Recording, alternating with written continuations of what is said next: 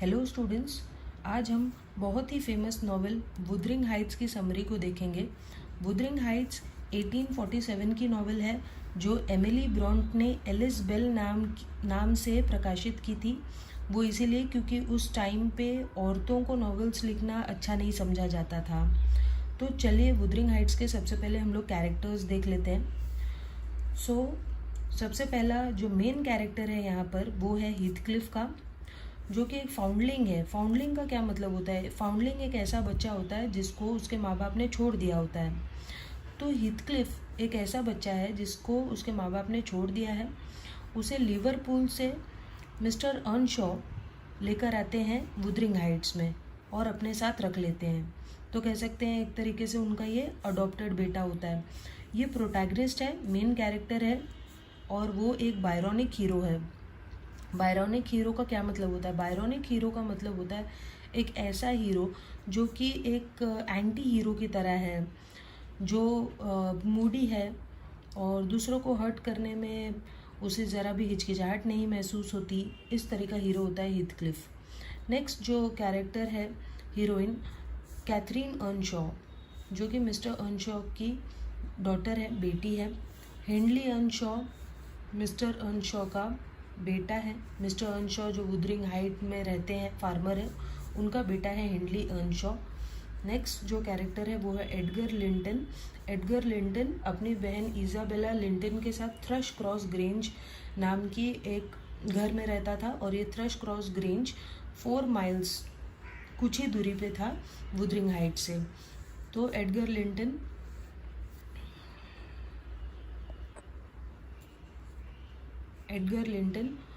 Thrust cross Grange में अपनी बहन इजाबेला लिंटन के साथ रहता था और एडगर लिंटन कैथरीन से बाद में शादी करता है। इजाबेला लिंटन के बारे में ऑलरेडी मैंने आपको बताया, एडगर की सिस्टर है और ये लोग दोनों थ्रश क्रॉस ग्रेंज में रहते थे। हु मैरीज हीथक्लिफ, वो बाद में हीथक्लिफ से शादी करती है। हैटन अर्नशॉ, हैटन हिंडली का बेटा होता है और हिंडली जैसे कि हमने यहाँ पर पढ़ा मिस्टर अर्नशॉ का बेटा है। नेक्स्ट है कैथी लिंटन। कैथी लिंटन एडगर और कैथरीन की बेटी होती है। नेक्स्ट है लिंटन हीथक्लिफ। लिंटन हीथक्लिफ और इसाबेला का बेटा होता है। नेक्स्ट जो कैरेक्टर है वो है मिस्टर लॉकवुड का। मिस्टर लॉकवुड ही नॉवेल के नरेटर हैं, फर्स्ट नरेटर है चैप्टर 4 तक, और ये एक रेंट पे लेते हैं ये थ्रश क्रॉस ग्रेंज को, रहने के लिए आते हैं थ्रश क्रॉस ग्रेंज में। तो ये फर्स्ट नरेटर है चैप्टर 4 तक। और जो एक और नरेटर है एलन नेली डीन, ये बेसिकली एक हाउसकीपर होती है, सर्वेंट होती है, और ये मेन नरेटर है। 4th चैप्टर के बाद से इन्होंने ही पूरी स्टोरी को नरेट किया है। तो चलिए अब हम समरी देखते हैं। In the late winter months of 1801 a man named Lockwood rents a manor house called Thrush Cross Grange। तो विंटर का महीना चल रहा था, 1801 ये ईयर था, और इस ईयर में एक आदमी होता है लॉकवुड, जो एक बड़े से घर को जिसका नाम था थ्रश क्रॉस ग्रेंज, वहाँ पर रहने आता है रेंट पे। Here he meets his landlord Heathcliff, a wealthy man who lives in the ancient manor of Wuthering Heights. यहाँ पे वो अपने लैंडलॉर्ड यानी जिसकी ओरिजिनली वो जगह थी, उसका जो मालिक था हीथक्लिफ, उससे लॉकवुड मिलता है। और ये हीथक्लिफ बहुत ही अमीर आदमी था जो कि वुदरिंग हाइट्स नाम के एक दूसरे मैनर में, एक बड़े से घर में हीथक्लिफ रहता था। In this wild countryside Lockwood asked his housekeeper Nelly Dean to tell him the story of Heathcliff and the strange denizens of Wuthering Heights. तो इस अजीब सी जगह में लॉकवुड जो है अपनी सर्वेंट नेली डीन से पूछता है कि तुम मुझे हीथक्लिफ और वुदरिंग हाइट्स में जो भी अजीब लोग रहते थे उनकी ज़रा मुझे स्टोरी सुनाओ। वो ये सब इसीलिए कहता है क्योंकि लॉकवुड का एक्सपीरियंस थ्रश क्रॉस ग्रेंज में बहुत अजीब था और उसे एक नाइटमेयर, एक भूत भी दिखाई देती है। वो भूत कैथरीन की होती है। तो ये भूत दिखने के बाद उसे बड़ा अजीब लगता है और इसीलिए वो हाउसकीपर नेली डीन से पूछता है कि ज़रा मुझे यहाँ की कहानी बताओ। नेली कंसेंट्स। नेली कहती है ठीक है, मैं तुम्हें यहाँ की कहानी बताती हूँ। Mister Earnshaw, a Yorkshire farmer and owner of Wuthering Heights, brings home an orphan from Liverpool. तो मिस्टर अर्नशॉ जो थे, एक फार्मर थे और वो वुदरिंग हाइट्स में रहा करते थे और अपने घर वो एक ऑर्फन को, एक अनाथ बच्चे को, एक्चुअली वो अनाथ नहीं था, उसके माँ बाप ने उसको छोड़ दिया था, एक ऐसे बच्चे को वो लिवरपूल से लेकर आए थे। The boy is named Heathcliff, उस बॉय का उन्होंने नाम रख दिया था Heathcliff, and is raised with the Earnshaw children, और वो अपने ही बच्चों के साथ उसे बड़ा करने लगते हैं। उनके बच्चों का नाम होता है Hindley and Catherine. Catherine loves Heathcliff but Hindley hates him. तो कैथरीन तो तुरंत हीथक्लिफ को पसंद करने लगती है, बट हिंडली को यानी जो मिस्टर अर्नशॉ का लड़का होता है हिंडली, उसको हीथक्लिफ बिल्कुल भी पसंद नहीं आता, because Heathcliff has replaced Hindley in mister Earnshaw's affection. क्योंकि मिस्टर अर्नशॉ जो है वो हिंडली से ज़्यादा हीथक्लिफ को पसंद करने लगते हैं। After mister Earnshaw's death, Hindley does what he can to destroy Heathcliff, but Catherine and Heathcliff grow up playing wildly on the moors. जब मिस्टर अर्नशॉ मर जाते हैं तो हिंडली जो कुछ भी कर सकता था हीथक्लिफ को डिस्ट्रॉय करने के लिए, उसे बर्बाद करने के लिए, वो सारी चीज़ें करता है, लेकिन फिर भी कैथरीन और हीथक्लिफ खेल कूद कर बड़े हो जाते हैं, उन्हें किसी चीज़ से परवाह नहीं होती। ऑब्लिवियस ऑफ एनीथिंग और एनीवन एल्स, इसका मतलब हुआ कि उन्हें किसी चीज़ की परवाह नहीं थी अनटिल दे एनकाउंटर द लिंटन्स। लेकिन ये सब तब तक ही चलता है जब तक वो लिंटन्स से नहीं मिलते, वो लिंटन्स जो थ्रश क्रॉस ग्रेंज में रहा करते थे।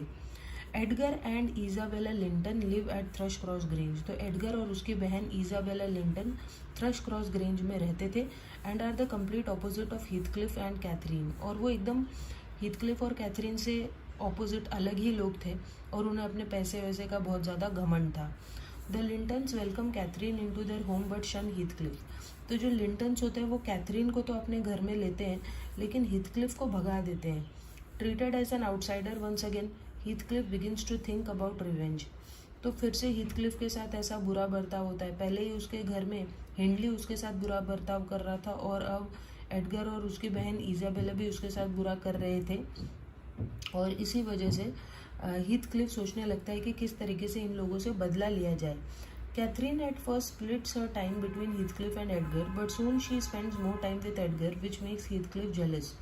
तो कैथरीन पहले तो अपना समय बांटती थी, कुछ टाइम वो हीथक्लिफ के साथ बिताती थी और कुछ टाइम एडगर के साथ, लेकिन बाद में वो ज़्यादातर समय अपना एडगर के साथ बिताने लगती है, जिसकी वजह से हीथक्लिफ जेलस हो जाता है, उसे जलन की भावना महसूस होती है। When Heathcliff overhears Catherine tell Nellie that she can never marry him, Heathcliff, he leaves Wuthering Heights and is gone for 3 years. तो जब हीथक्लिफ सुनता है कैथरीन चुपके से नेली को बता रही होती है कि वो हीथक्लिफ को पसंद तो करती है लेकिन कभी भी उससे शादी नहीं कर सकती, इसलिए क्योंकि हीथक्लिफ बहुत ही गरीब है जबकि एडगर बहुत अमीर है। इसीलिए वो कहती है नेली से, जो सर्वेंट है नेली, उसको वो बताती है कि वो एडगर से ही शादी करेगी, हीथक्लिफ से नहीं। तो जब हीथक्लिफ ये बातें सुन लेता है तो वो तुरंत वुथरिंग हाइट्स छोड़कर चला जाता है 3 सालों के लिए। उन 3 सालों में वो खूब मेहनत करता है और अमीर हो जाता है। While he is gone, Catherine continues to court and ends up marrying Edgar. तो जब वो चला जाता है तो कैथरीन तब भी एडगर से मिलती है और फाइनली एडगर से शादी कर लेती है। Their happiness is short lived because they are from 2 different worlds. लेकिन उनकी जो खुशी है वो बहुत कम समय के लिए होती है, इसलिए क्योंकि वो दोनों अलग अलग दुनिया से थे और एकदम अलग होते हैं दोनों एक दूसरे से, और इसीलिए उनकी रिलेशनशिप ख़राब हो जाती है। And their relationship is strained further when Heathcliff returns. उनकी रिलेशनशिप तब और ख़राब हो जाती है जब हीथक्लिफ वापस आ जाता है। He encourages Isabella's infatuation with him as a means of revenge on Catherine. फिर जब हीथक्लिफ आता है तो उसके पास बहुत सारा पैसा होता है, वो बहुत अमीर होकर आया होता है, तो ये देखकर एडगर की बहन इसाबेला उसकी तरफ अट्रैक्ट होती है और वो इस चीज़ को बढ़ावा देता है हीथक्लिफ। ही मैरीज इसाबेला, और वो इसाबेला से शादी कर लेता है, एडगर की जो बहन होती है उससे। Soon after Heathcliff's marriage Catherine gives birth to Edgar's daughter Cathy and dies. तो ये सब देखकर कैथरीन को बिल्कुल अच्छा नहीं लगता और वो एडगर की बेटी कैथी को जन्म देते ही उसके बाद वो मर जाती है। तो कैथरीन के मरने के बाद हीथक्लिफ और भी पागल हो जाता है और वो बदला लेने की कसम खा लेता है कि अब वो जिन भी लोगों ने उसके साथ बुरा बर्ताव किया है उन सब से वो बदला लेगा, यानी कि एडगर लिंटन से, हिंडली से, इन सब से वो बदला लेगा। जैसे ही कैथरीन मर जाती है। So his relationship with Isabella fails. तो इज़ाबेला के साथ तो उसने बस ऐसे ही शादी की थी ताकि वो कैथरीन को जेलस कर सके, तो ऑब्वियसली उसकी जो रिलेशनशिप है इज़ाबेला के साथ वो भी फेल हो जाती है और इज़ाबेला साउथ की तरफ भाग जाती है जहाँ पर वो हीथक्लिफ के बेटे लिंटन को पैदा करती है, where she gives birth to Heathcliff son Linton. तो हीथक्लिफ का जो बेटा है लिंटन वो वहाँ पर पैदा होता है। Hindley dies leaving his son Hareton behind. तो हिंडली जो था उसको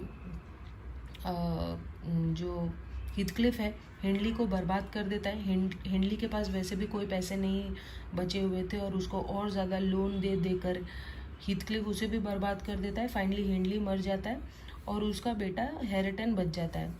तो हीथक्लिफ हैरिटन के साथ भी बिल्कुल वैसा ही बर्ताव करता है जैसे कि हिंडली हीथक्लिफ के साथ बर्ताव किया करता था, एक सर्वेंट की तरह। तो इस तरीके से हीथक्लिफ हिंडली के मरने के बाद वुदरिंग हाइट्स का मास्टर बन जाता है। Finally he forces Cathy to marry his son Linton who dies. और फिर वो कैथरीन और एडगर की बेटी कैथी को फोर्स करता है कि वो उसके बेटे लिंटन से शादी कर ले, लेकिन लिंटन मर जाता है। With Edgar's death he has control of the Grange. उसके बाद कुछ ही दिन में एडगर भी मर जाता है और हीथक्लिफ थ्रश क्रॉस ग्रेंज का भी मास्टर बन जाता है। इस तरीके से दोनों प्रॉपर्टी उसके हाथ में आ जाती है। Through all of this the ghost of Catherine haunts Heathcliff. ये सब जब हो रहा था तब कैथरीन का भूत हीथक्लिफ को परेशान कर रहा होता है। At the end of the novel Heathcliff and Catherine are united in death. Finally Heathcliff भी कुछ दिन में मर जाता है और फिर वो कैथरीन के भूत के साथ उसका भी भूत घूमने लगता है। And Hareton and Cathy are going to be united in marriage. और हैरिटन जो कि हिंडली का बेटा होता है, कैथी उसके साथ शादी करने वाली होती है at the end of the novel.